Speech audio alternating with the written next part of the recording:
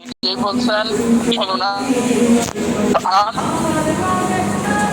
যে কোরআন হচ্ছে মুমিনদের জন্য শেফা স্বরূপ। আমরা জানি এমন নদীর কোরআন মানুষকে জিরো থেকে হিরো বানায় দিচ্ছে। আমরা এমন নদী পৃথিবীতে অনেক আছে, সেই জন্য আমরা সর্বদাই সর্বক্ষেত্রে বেশি বেশি কোরআন তেলাওয়াত করব, কোরআন শুনবো এবং অন্যকেও শোনার জন্য আমরা সুযোগ করে দেবো ইনশাআল্লাহ। তো আমরা কোরআন তেলাওয়াত বেশি বেশি করে শুনবো। আমরা যারা যুবক ভাইয়েরা আছি অনলাইনে, আমরা অহেতুকভাবে নর্তকীর নাচ দেখে আমরা গান শুনে আমরা মন ফ্রেশ করি। আসলে বিষয়টা তেমন না, বরং আপনি যদি কোরআন তেলাওয়াত করেন, গান শুনে যে আপনার মন ফ্রেশ হয় এটা আপনার শয়তানের ধোঁকা। আপনি নীরবে কোরআন তেলাওয়াত শুনুন, দেখবেন আল্লাহর রহমতে আপনার মন এতটাই আল্লাহ পাক আরামদায়ক করে দিবেন। এবং কোরআন তেলাওয়াত শোনা এবং নিজে পড়ার কারণে আল্লাহ পাক রব্বুল আলামিন ঘরের মধ্যে রহমতের ফেরেশতা দান করবেন, ঘরের মধ্যে রহমত আল্লাহ পাক রব্বুল আলামিন বর্ষণ করবেন। এবং এই কোরআনের উসিলায়, এই কোরআনের বরকতে দেখবেন ঘরের মধ্যে আল্লাহ পাক শান্তি দিচ্ছেন।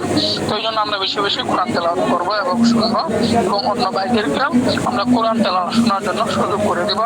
তো এরপরে আমরা আমাদের মাঝে যদি কোনো ভাই থাকেন যে একটা হামদ তোমার নাত আমাদেরকে শোনাইবেন, তাহলে আপনি হ্যান্ড রাইজ করতে পারেন।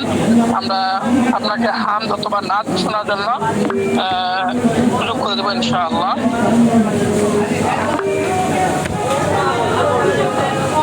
জি, আপনাকে হোস্টিং দিয়ে দেওয়া হয়েছে, আপনি আনমিউট হয়ে হামদ শুরু করতে পারেন।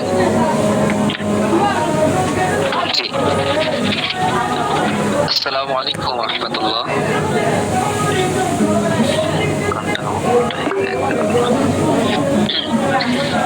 তুমি রহমান,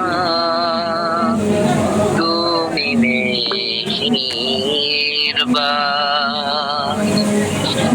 তুমি রহমান, তুমি মেহেরবান।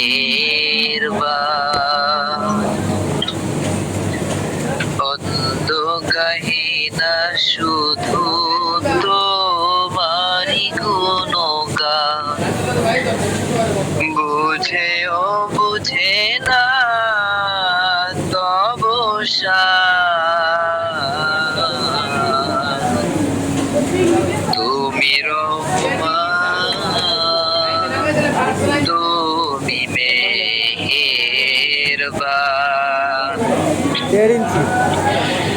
জনম জনম যদি গাহিনী তোমারি মহিমা, গাওয়া শেষ হবে নাহি। জনম জনম যদি গাহি তোমারি মহিমা, গাওয়া শেষ হবে নাহি। ভরে ও ভরে না যেন, ভরে ও ভরে না যেন সাহারায় প্রাণ। তুমি রহমান, তুমি মেহেরবান। তোমারি করুণা ঘেরা সারা দুনিয়া, সে কথা ভাবে না শুধু বধির হইয়া। তোমারি করুণা ঘেরা সারা দুনিয়া, সে কথা ভাবে না শুধু বধির হইয়া।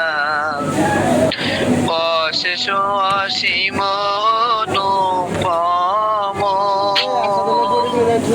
হৃদয় সুষমা তুমি, তুমি প্রিয়তম।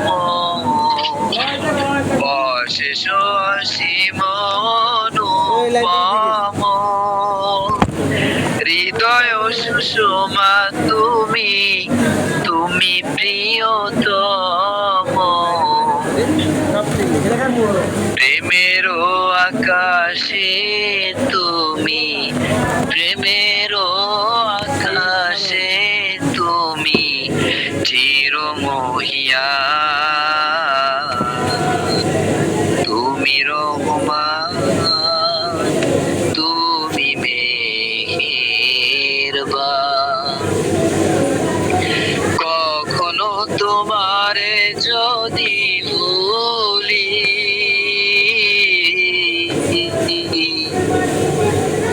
আলো জেলে নিও কাছে তুলি, কখনো যদি ভুলি, হৃদয়ের আলো জেলে নিও কাছে তুলি, ছাই দিও প্রিয়তম, ছাই দিও প্রিয়তম, ও গো দয়াবান, তুমি রহমান, তুমি মেহেরবান। অন্ধ গায়ে না শুধু তোমারি গুণগান, বুঝেও বুঝে না তবুসা, তুমি রহমান, তুমি মেহেরবান। আসসালামু আলাইকুম রহমতুল্লাহ। ওয়ালাইকুম আসসালাম ওয়া রাহমাতুল্লাহ। মাশাআল্লাহ, তাবারাকাল্লাহ। তবে আমাদেরকে অত্যন্ত সুন্দর একটি হাম শোনালেন যে আল্লাহ পাক রব্বুল আলামিন তিনি অশেষ দয়ালু, অশেষ মেহেরবান। আমরা জানি দেখেন আল্লাহ তাআলা কেমন অশেষ মেহেরবান এবং দয়ালু আমরা প্রত্যেকেই জানি। তবে একটা বিশেষ একটা কথা বলি, আল্লাহ তাআলা যে কেমন দয়ালু আপনারা ফেরাউনকে সকলেই চিনেন। এই ফেরাউনকে সে নিজে কিন্তু আল্লাহ দাবি করছিল, এটাও আপনারা জানেন। তো এই ফেরাউন কিন্তু আল্লাহ তাআলার কাছ থেকে যা কিছু লাগতো তিনি চেয়ে চেয়ে আনতেন, চাইতেন ফেরাউন আল্লাহ তাআলার কাছে, এবং আল্লাহ পাক রব্বুল আলামিন দিতেন। তো আমাদের শর্ত হচ্ছে আল্লাহ তাআলার কাছে আমাদেরকে চাইতে হবে, চাওয়ার মতো চাইলে।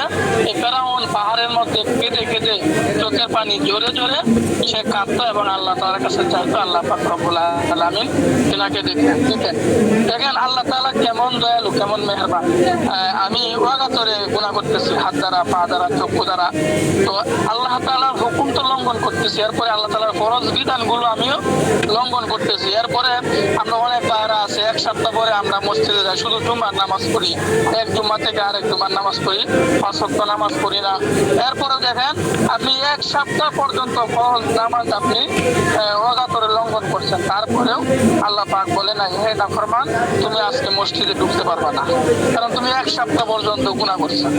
আল্লাহ পাক তারপরে আমার রিজিক বন্ধ করেন নাই, রিজিক আল্লাহ পাক চালু রেখেছেন। তো এই জন্য আল্লাহ পাক অশেষ দয়ালু, অশেষ মেহেরবান। তবে আল্লাহ তাআলার কাছ থেকে আমাদেরকে চাওয়ার মতো চাইলে অবশ্যই আল্লাহ তাআলা দিবেন, কখনোই তিনি আমাদেরকে হতাশ করবেন না। এটা কোরআনের আয়াত, লা তাকনাতু মির রাহমাতিল্লাহ, এটা কোরআনের আয়াত। আল্লাহ তাআলা কখনোই কাউকে হতাশ করেন না, নৈরাশ করেন না।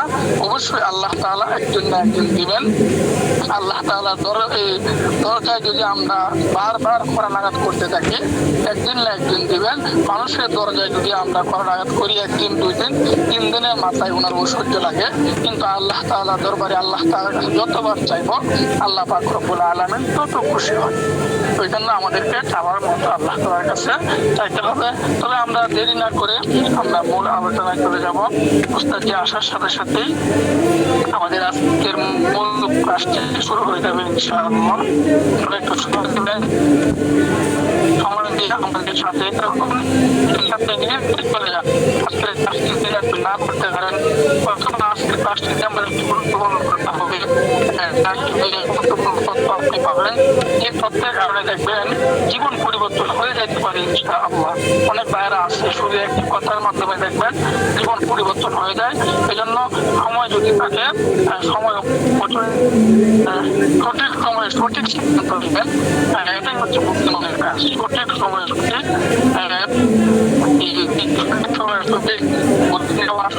সঠিক সিদ্ধান্ত নেওয়া, এটাই হচ্ছে বুদ্ধিমানের কাজ। তো সম্মানিত প্রিয় বন্ধুগণ, আমরা দেরি করবো না। উস্তাদজি যদি ক্লাসে আসেন তাহলে আবেদন করবো আজকে ক্লাসটি করানোর জন্য।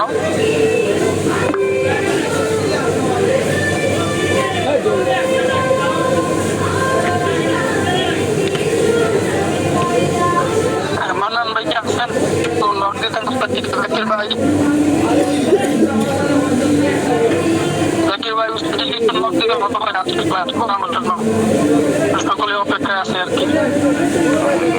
আমি চেষ্টা করেছি যদি আমি নাম দিচ্ছি। যদি না হয় অফলাইনে কল দেন।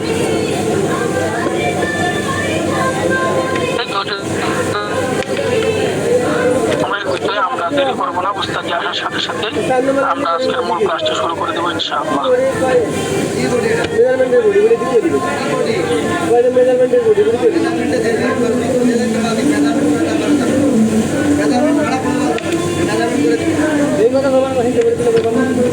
উস্তাদজি আসলেই আমরা ক্লাস শুরু করে দেবো। আরেকটা বিষয় আমরা সময়কে মূল্যায়ন করি। আমাদের মাঝে অনেক ভাইরা আছে যারা ফেসবুক থেকে, টিকটক থেকে, ইউটিউব থেকে শুধু অযথায় সারাদিন স্ক্রল করতেছে, বিনোদন দেখতেছে, বিনোদন দেখে দেখে কি সময় নষ্ট করতেছে। তো আমি যে সময়টা ফেসবুক থেকে, ইউটিউব থেকে আমি যে সময়টা এই বিনোদনের পিছনে নষ্ট করি, এই সময়টা আমি আমার চ্যানেলটা নিয়ে, আমার পেজটা নিয়ে আমি চিন্তা ভাবনা করি আমার পেজটা কিভাবে গ্রো করা যায়, আমার পেজটা কিভাবে সাজানো যায়, আমার পেজটা কিভাবে ড্যাশবোর্ড গুলো সুন্দর করে সাজানো যায়। যেমন একটা মানুষ, সেটা হচ্ছে আমাদের একটা দোকানের মতো, আমাকে সুন্দর করে সাজাইতে হবে। আমার পেজটা, আমার ইউটিউব চ্যানেলটা যদি সুন্দর করে সাজাতে পারি, একজন লোক যখন ঢুকবে দেখবে সব কিছু সাজালো গুছালো, তখন দেখবেন তার কাছে ভালো লাগবে।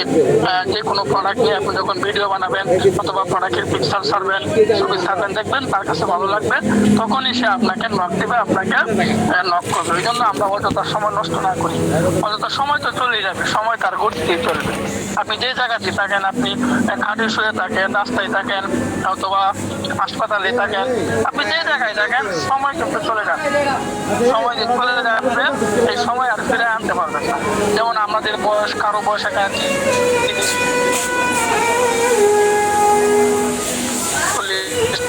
60-70 বছর আছে, আপনি চাইলে কিন্তু আপনার যুবক বয়স অতীতে চলে